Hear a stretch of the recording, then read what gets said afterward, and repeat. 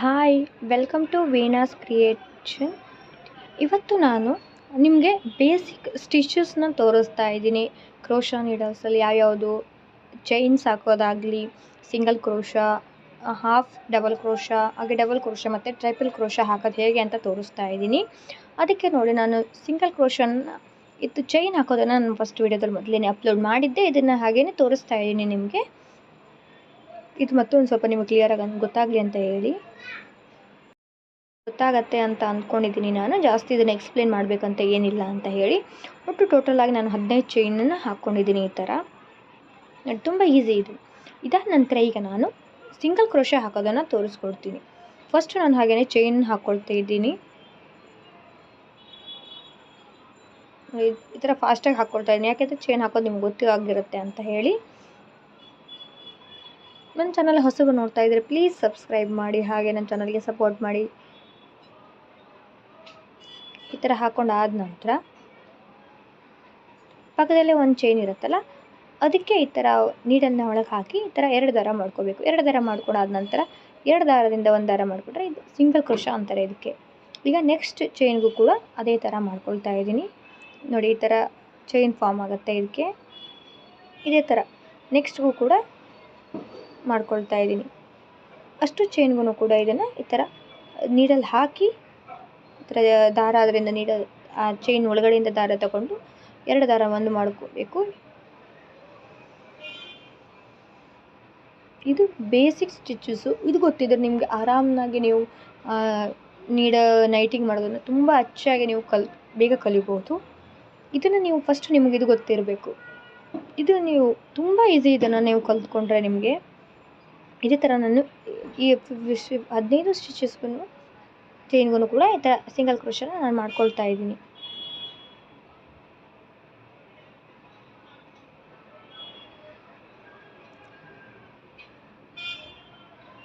ಇದು ನಿಮ್ಗೆ ಬೇಗ ಅರ್ಥ ಆಗಲಿ, ಕ್ಲಿಯರಾಗಿ ಕಾಣಿಸ್ಲಿ ಅಂತ ಹೇಳ್ಬಿಟ್ಟು ನಾನು ಡಬಲ್ ಥ್ರೆಡ್ಡಿಂಗ್ ಹಾಕ್ಕೊಂಡು ಮಾಡ್ತಾ ಇದ್ದೀನಿ. ನೀವು ಸಿಂಗಲ್ ಥ್ರೆಡ್ಡಲ್ಲೂ ಮಾಡ್ಬೋದು, ಬಟ್ ಡಬಲ್ ಥ್ರೆಡ್ಡಿಂಗಲ್ಲಿ ನಿಮ್ಗೆ ನೀಟಾಗಿ ಕಾಣಿಸುತ್ತೆ ಅಂತ ಹೇಳಿ ಡಬಲ್ ಥ್ರೆಡ್ ಯೂಸ್ ಮಾಡಿ ನಾನು ಮಾಡ್ತಾ ಇದ್ದೀನಿ. ನೋಡಿ, ಇದೀಗ ಸಿಂಗಲ್ ಕ್ರೋಶಾ ಆಗಿದೆ.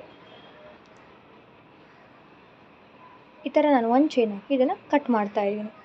ಈ ಥರ ಕಟ್ ಮಾಡೋದ್ರಿಂದ ನಾವು ಈಗ ನೈಟ್ ಮಾಡಿರೋದು ಬಿಚ್ಚಿ ಹೋಗಲ್ಲ.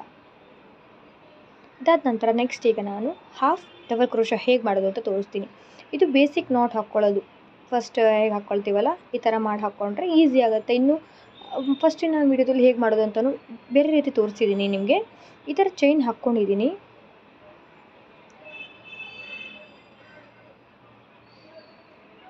ಈ ಥರ ನೋಡಿ, ನೀರು 1 ಟೈಮ್ ಸುತ್ತಕೊಂಡು ಈ ಥರ ಮಾಡಿಕೊಂಡು ಆಚೆ ಪಕ್ಕದಲ್ಲಿರೋ ಚೈನಲ್ಲೇನೆ ಥ್ರೆಡ್ ಹಾಕಿ ತೆಕ್ಕೊಂಡು 3 ಥ್ರೆಡ್ ಮಾಡ್ಕೊಳ್ಳೋದು. 3 ಥ್ರೆಡ್ ಮಾಡ್ಕೊಳ್ಳೋದ್ರಲ್ಲಿ 3 ಥ್ರೆಡಲ್ಲೂ ದಾರ ಲಾಕ್ ಮಾಡ್ಕೋಬೇಕು. ಇದಕ್ಕೆ ಹಾಫ್ ಡಬಲ್ ಕ್ರೋಶಾ ಅಂತಾರೆ. ಡಬಲ್ ಕ್ರೋಶಾದಲ್ಲಾದರೆ 2 ಥ್ರೆಡ್ 1 2 ಥ್ರೆಡ್ 1 ಈ ಥರ ಮಾಡ್ಕೊಳ್ತಾರೆ. ಇದು ಹಾಫ್ ಡಬಲ್ ಕ್ರೋಶಾ ಆಗಿರೋದ್ರಿಂದ 3 ಥ್ರೆಡ್ಡಿಗೂ ಕೂಡ ಒಂದೇ ಸಲ ಲಾಕ್ ಮಾಡ್ಕೊಳ್ಳೋದು. ಈ ಥರ ಇದು ಕೂಡ ತುಂಬ ಈಸಿ ಸ್ಟಿಚಸ್ ಹಾಕ್ಕೊಳ್ಳೋದು. ನೋಡಿ, ಈ ಥರ ಮಾಡ್ಕೊಂಡಿದ್ದೀನಿ. ಇದನ್ನು ಕೂಡ ಈ ಥರ ಲಾಕ್ ಮಾಡ್ಕೊಳ್ತಿದ್ದೀನಿ. ಯಾವುದಕ್ಕೆ ಅದು ಈ ಥರ ಲಾಸ್ಟಲ್ಲಿ ಲಾಕ್ ಮಾಡ್ಕೊಂಡು ಈಗ ನಾನು ಎಕ್ಸ್ಟ್ರಾ ಮತ್ತೆ 2 ಚೈನನ್ನು ಹಾಕ್ಕೊಳ್ತೀನಿ. ನೀವು ಜಾಸ್ತಿ ಮಾಡ್ಕೊಂಡು ಮತ್ತು ಎಕ್ಸ್ಟ್ರಾ ಹಾಕ್ಕೋಬೇಕಂತಿರಲ್ಲ. ಈಗ 2 ಚೈನ್ ಇರುತ್ತಲ್ಲ, 2 ಚೈನ್ ಬಿಟ್ಟು 3ನೇ ಚೈನಿಗೆ ನಾನು ಈ ಥರ ನೀಡಲ್ನ ಒಳಗೆ ಹಾಕಿ ಥ್ರೆಡ್ ಹೊರಗೆ ತಗೊಂಡು ಡಬಲ್ ಕ್ರೋಶಾ ಮಾಡ್ಕೊಳ್ತೀನಿ.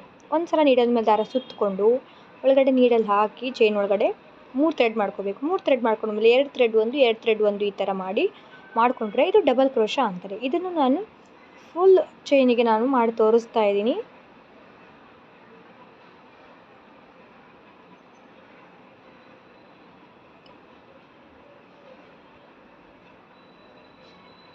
ಇದೇ ಥರ ನಾನು ಎಲ್ಲನೂ ಫುಲ್ ಮಾಡ್ಕೊಳ್ತೀನಿ.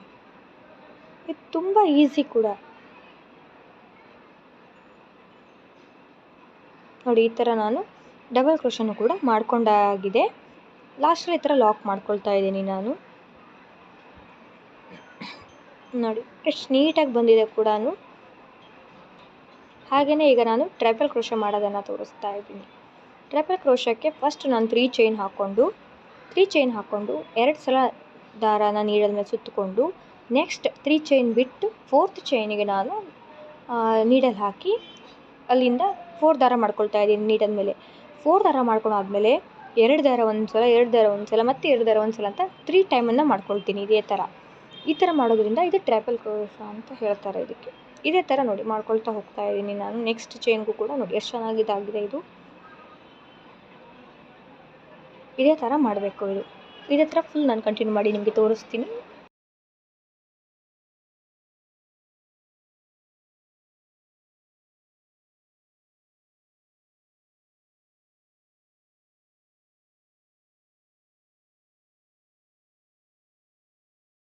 ಈ ವಿಡಿಯೋ ಇಷ್ಟ ಆಗಿದ್ದರೆ ಪ್ಲೀಸ್ ಲೈಕ್ ಮಾಡಿ, ಶೇರ್ ಮಾಡಿ, ಹಾಗೆ ನನ್ನ ಚಾನಲ್ ಸಬ್ಸ್ಕ್ರೈಬ್ ಆಗಿ. Thank you.